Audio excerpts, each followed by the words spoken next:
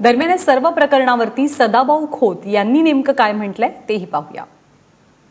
भाऊ, राहुल शेट्टींनी काल जे सरकारविषयी काही मतं व्यक्त केली, सरकारमधून बाहेर पडण्याचा इशारा केला, काय वाटतं मग? त्या पद्धतीनं कोणत्याही प्रकारचं माझ्याशी त्यांचा संवाद झालेला नाही आणि हे सरकार 5 वर्षाचा कार्यकाल पूर्ण करेल आणि स्वाभिमानी शेतकरी संघटनेनं केंद्रात आणि राज्यामध्ये 5 वर्षासाठी पाठिंबा दिलेला आहे.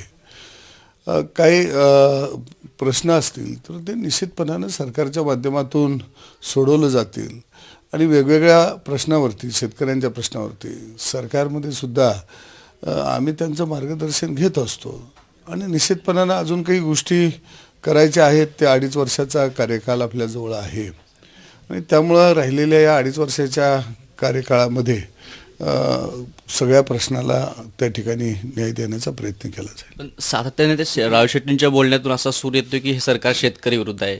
आमचा स्वाभिमानी शेतकरी संघटना फोडण्याचा भाजपचे कार्यकर्ते प्रयत्न करत आहेत. तसं काही सदाभावना काय वाटत नाही का? नाही, निवडणुकीच्या काळामध्ये 4-2 कार्यकर्ते इकडे तिकडे होत असतात. त्याचा अर्थ असा नाही की भारतीय जनता पक्ष स्वाभिमानी शेतकरी संघटना फोडत आहे, असं काही होत नाही. आणि भारतीय जनता पक्षाचं ना आमचं जे नातं आहे ते काय अलीकडच्या काळाचं नाही, स्वर्गीय गोपीनाथ मुंडेंच्यापासून आमचं नातं आहे आणि ते अतूट नातं आहे आणि ते सहजासहजी तुटणार नाही. जिल्हा परिषद निवडणुकीत शेतकरी संघटना सत्तेतून बाहेर पडेल असं परखडपणे राहुल शेट्टींनी म्हटलंय. सदाभाऊंना देखील पक्षामुळे मंत्रिपद मिळालं आहे. सदाभाऊ देखील हे पद सोडतील, नाहीतर त्यांचा पाशा पटेल होईल, अशा शब्दात त्यांनी वक्तव्य केलेलं आहे. मला वाटतं या सगळ्या प्रश्नावर योग्य वेळ आल्यानंतरच बोलणं योग्य ठरेल. सध्या मी वेट आणि वॉच ही भूमिका स्वीकारलेली आहे आणि माझं सध्या लक्ष हे जिल्हा परिषद निवडणुकीकडे मी केंद्रित केलेलं आहे. शेतकरी संघटनेनं घराणशाहीला नेहमीच विरोध केला, पण तुम्ही तुमच्या मुलाला तिकीट देण्याविषयी शेट्टींनी विरोध केलेला आहे. सदाभाऊ घराणशाही आणतात असा टीका देखील तुमच्यावर केलेला आहे. आता तो माझ्या घरामध्ये जन्माला आला, हा काही त्याचा दोष आहे का? आणि मग माझ्या घरात जन्माला आला असेल आणि ती जर कर्तबगार असेल, तो चळवळीशी एकनिष्ठ असेल, तर बाबा तुला हे काम करता येणार नाही हे म्हणणं त्याच्यावरती मग अन्याय ठरेल असं मला वाटतं. परंतु सागर खोतची उमेदवारी ही काही मी जाहीर केली नाही. ही उमेदवारी रयत विकास आघाडीच्या माध्यमातून माननीय आमदार शिवाजीराव नाईक आहेत, दुसऱ्या बाजूला गौरवभाऊ नायकुडे आहेत, वैभव नायकुडे आहेत, नानासाहेब महाडिक आहेत. हे सगळे नेते आहेत या रयत विकास आघाडीचे. खुद्द राजू शेट्टी या आघाडीचे नेते आहेत.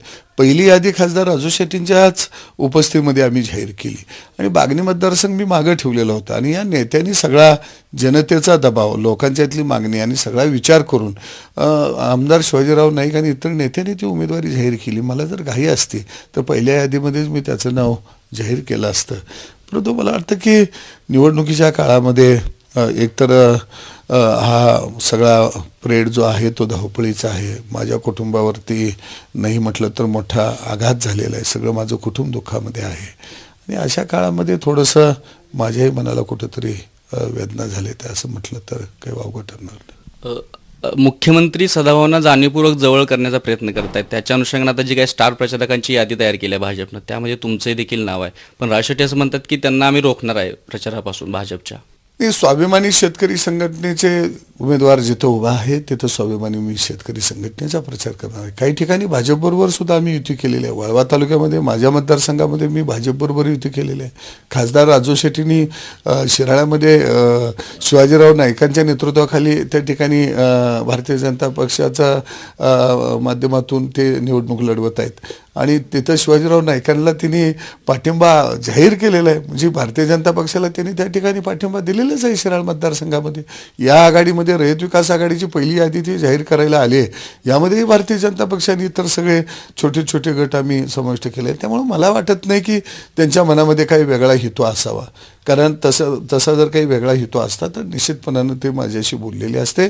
खासदार राजू शेट्टी आणि मी ही फार जुने आम्ही दोस्त आहोत. कोणतीही एखादी गोष्ट करायची असेल तर आम्ही दोघं त्याच्यावर सखोल अभ्यासाने विचार करत असतो आणि नंतर अंतिम निर्णय घेत असतो. त्यामुळं बोलण्याच्या भागामध्ये इकडे तिकडे झाला असेल, परंतु त्यांचा काही असा हेतू काही असावा असं मला वाटत नाही. आणि निश्चितपणानं निवडणुका झाल्यानंतर सरकारच्या माध्यमातून शेतकऱ्याच्या हिताचा निर्णय घेण्यासाठी आम्ही ताकदीनं भारतीय जनता पक्ष आणि घटक पक्ष मिळून काम करू. बाकी जे काही राजू शेट्टींनी वक्तव्य केले त्याच्याशी तुमची चर्चा झालेली नाहीये? असं काही नाही आहे. आम्ही योग्य दिशेनं सगळे या जिल्हा परिषदेच्या प्रचारामध्ये आम्ही निघालेलो आहोत. असं कोणत्याही प्रकारची काही घडामोड मला दिसून येत नाही आणि तसं कोणत्याही प्रकारचं वातावरण अजिबात नाही आहे. अगदी व्यवस्थित आहे आणि पुढेही आम्ही भारतीय जनता पक्ष, स्वाभिमानी शेतकरी संघटना आणि घटक पक्ष शेतकऱ्यांच्या हितावर निश्चितपणाने एक चांगलं काम केलेलं आपल्याला पाहायला मिळेल. स्वाभिमान शेतकरी संघटना भविष्यात देखील भाजपसोबतच राहील असा विश्वास सदाभाऊ व्यक्त करतायत. त्यामुळे राजू शेट्टी यांनी जी काही भूमिका घेतली त्या भूमिकेविषयी देखील काही अंशी प्रश्नचिन्ह उपस्थित होत आहे आणि सदाभाऊ यांचा या भूमिकेला पाठिंबा नाहीये असंच या चित्र सध्या तरी पाहायला मिळत आहे. कॅमेरामॅन प्रथमेश सोबत कुलदीप माने, एबीपी माझा सांग.